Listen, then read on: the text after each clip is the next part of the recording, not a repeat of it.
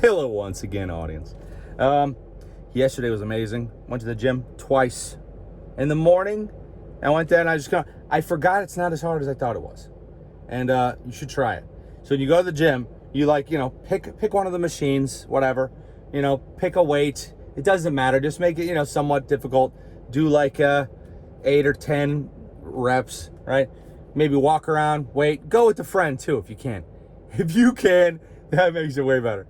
And it's hard to find a friend to actually go to the gym with because most people don't really want to go to the gym until they start. And then they remember it's like, this is like the greatest part of my freaking life.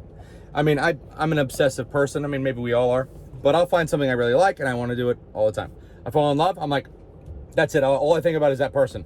Unless there's somebody goes twerking on my leg and I'm like, what am I supposed to do? Okay, was a long time ago. I was an idiot. But and that's something else. Stop twerking on people's legs. Jeez, you gotta work those out. By the way, that's not leg day. Okay, that's not leg day. Anyway, so yeah, I'm learning how to swim, sort of. I used to be a lifeguard because I was a lifeguard I've told this story before, but in the shallow section of a water park, Big Kahunas in Destin, Florida. I got my lifeguard. I was so excited because the test was very easy. You just have to swim around the lazy river. And it's like 3 feet deep and there's a current. You have to swim with the current. It was great. So I was like, I got it. I got this. I'm a lifeguard. Give me my whistle. I got the yellow whistle, which means the shallow water whistle instead of the deep water. But it was awesome. I couldn't pass the deep water test because I can't really swim. I had my eardrum ripped out as a kid, and so I couldn't go underwater for a couple years. And I tried to get swimming lessons, and then the old lady was holding, whatever. I've told this story a million times. Old lady was like holding my head underwater, wouldn't let me breathe, and so I kind of punched her in the face. Anyways, so then I just started trying it again. You can float on your back for as long as you friggin' want. It's so comfortable. You barely have to kick your legs like this. Like barely at all. Like I was doing so little, it was like walking. It felt like walking in every way. You're like completely laid on your back and just walk. And then your arms just move themselves. And it went all the way across the pool. It took a while, but I was getting more rested as I was doing that. You should try it. And if you swim forward, you try to do the thing where you turn your head. I don't really put my head underwater that much, but put your ear underwater though. So ear, doesn't matter. And that gets me out of breath going one way across, but I'm way faster at that. Anyways, so I just wanted to say this whole thing I've just been thinking about religion and all these holy books that were written over thousands of years, and then the argument of that. Well, I mean, all those religions are wrong because we're just humans. It makes total sense. I've always thought that as a kid. Like I would go to church, my buddy would invite me, and I would just kind of go along and go through the rituals. Like we would go through they would have like the singing, and sometimes it was beautiful and it would connect you to this thing. You're like, yeah, music's freaking cool, man. Like, what is that? I love it so much. It's like definitely God. That's some God right there. It's gotta be God. Yeah, babe. Or it's a mathematical equation with a combination of harmonic scales put together in a blah, blah, blah, blah. Maybe. But what's the difference? What is God? Is it a dude in the sky? Nobody thinks that. Is it a being in the sky that probably doesn't care about what gender you would ascribe to said being? Obviously, there's no way. Let's just say it's a he. Anyways, just hanging out in the universe, big swiggin' D. All right, no. So let's say that it's maybe it's this thing that connects all of us that's in waves in the air. I mean, we don't really know. We don't know a lot. We've spent so much time studying the things on the earth, but we can't really. Maybe we'll get there. I mean, it's what's the question to ask to help us discover what exactly is God? What exactly is the creation? What's the original creator? What was that? Not maybe we're put here by aliens. Well, then where did they come from? Bigger aliens? Maybe. And then where did they come from? Well, what was the thing? I think it's just, I don't know. It's one of those things you can't describe because we can't see it. And maybe that's how it's supposed to be. I mean, I imagine that's how it's supposed to be. Because in me, I got all these different feelings about all these different things, but really I got all this love for everything and everybody. There's so much love, and we're made of just this love. And I mean, it's everything that's alive. It's like seems to love each other. And it is unfortunate that, well, life eats each other, and life tastes delicious. But we don't want to do that, because we're like, well, I don't want to hurt animals. So then humans are the ones that we go around and we take care of animals. We take care of plants.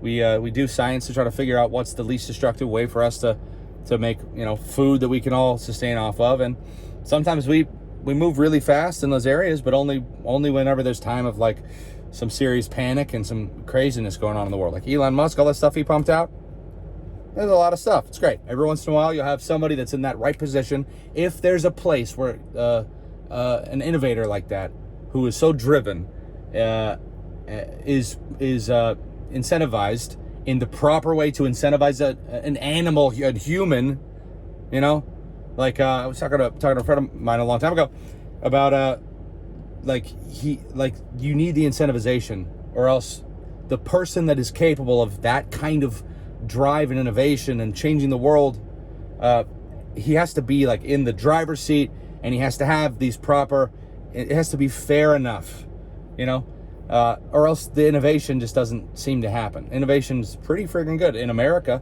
and I think they're probably getting better in China. China's having a lot more capitalistic tendencies they're bringing on over there, which is good. I don't know too much. I've never been there, but somebody told me that, and I believe everything I hear. But my buddy, he knows a lot.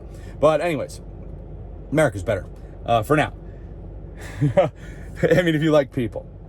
So if we don't innovate fast enough, the argument is, well, we're filling up the oceans with friggin' bunch of plastic bottles and stuff.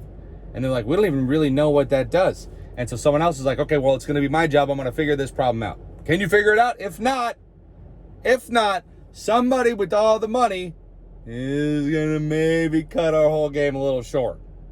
If you can't solve the problems we're facing, then somebody's going to be like, let's just drop the population by 80%. And then sometimes those problems that they point out, they're like, we need to solve these. These are world-ending problems. The climate there's a climate. We got to get rid of it. Get rid of the climate. Sometimes there's scientists that are like, this isn't actually a problem. Here's why. And they're like, shut up. And you're like, well, that's weird. That's suspicious. And whatever. Hey, things move forward. I'm on the side of humanity. I hope humanity doesn't intentionally destroy itself and prevent any further. Okay, worst case scenario, let's say, oops, we made a virus and killed everybody, or oops, we made a treatment and it killed everybody in the whole world. And then Earth would be Earth, and the animals would be fine, and plants would happen, and thousands or millions of years would happen, and then whatever the next rendition of life would happen. But currently we are, I don't know, I think we're doing a pretty good job. Then again, I'm super biased because I'm human. But I think we're doing a good job of, we have empathy and emotion, and we can empathize with all these other animals and every other person. So because we do that, we want to help. We don't want people to suffer.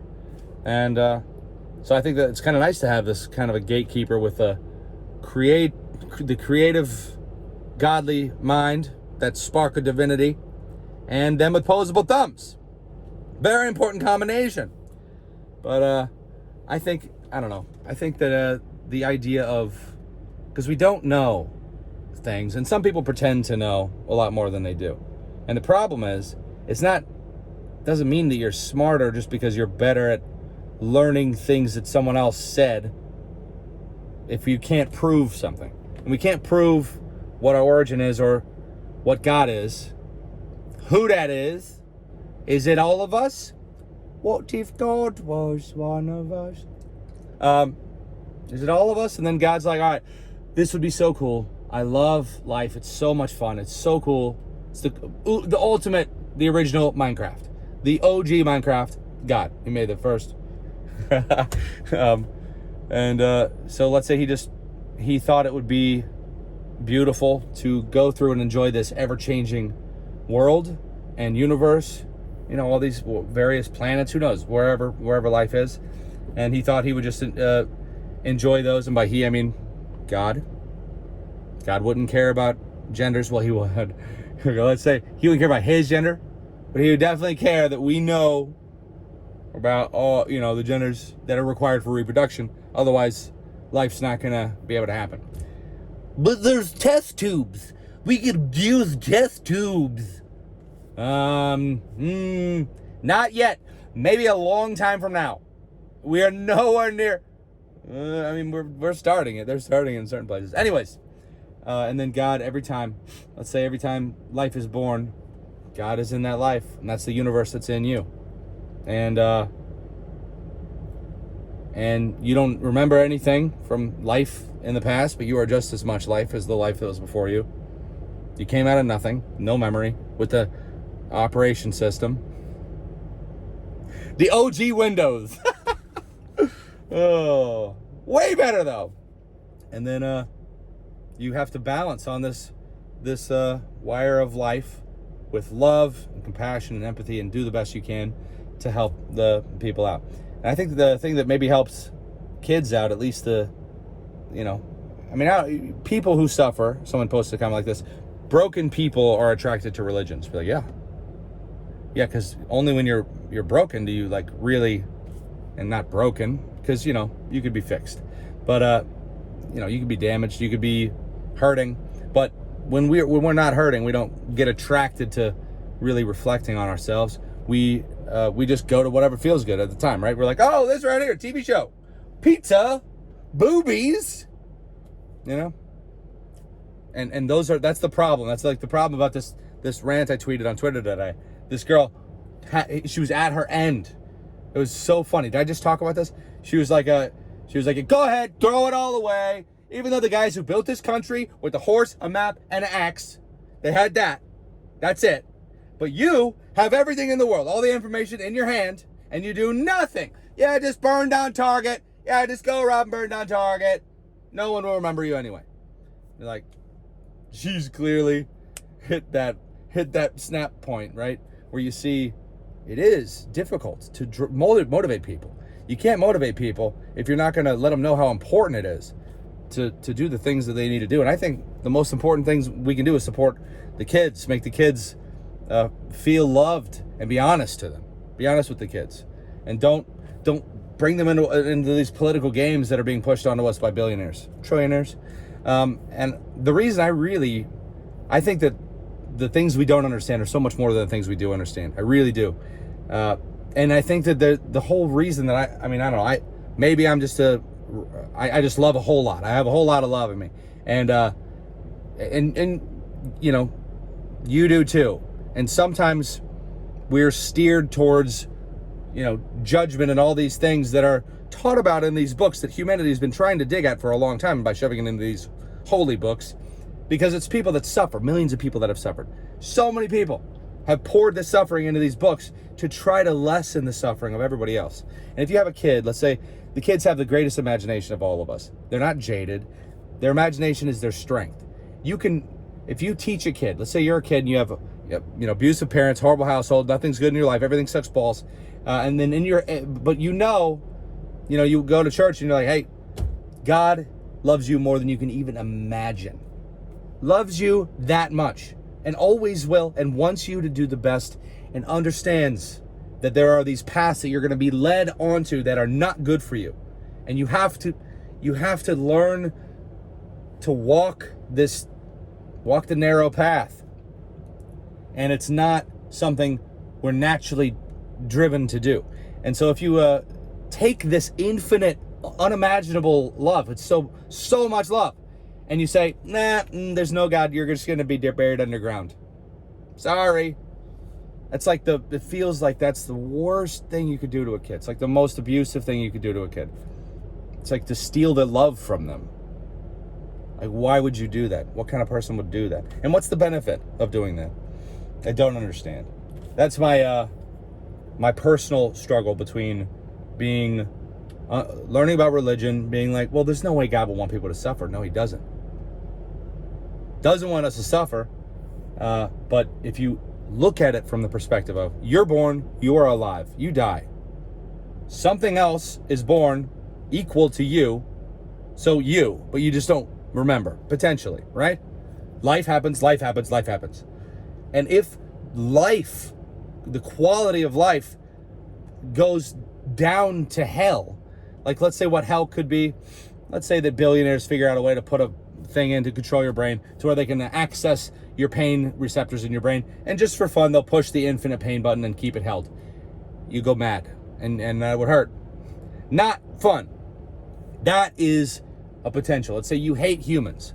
Let's say you hate humans because you think they're evil for the world, they're a virus. And then you happen to have $1 trillion. And then you put all these things in everybody's brains. And you go, ha-ha! And everyone's like, ah! Just because you love to see suffering. People are like that. There's not a lot of them. Most people aren't like that. But when you are like that, you're willing to lie to gain power, lie to hurt other people. And you have just so much hate in you. But you need a hug. That person probably needs the most hugs. It was like, nope, Hitler baby didn't get enough hugs as a baby. All right, I'm going to go. Bless your face. If you sneezed on this video, bless you. Peace off. Outro, darkness, then redness, then dark redness, then redness.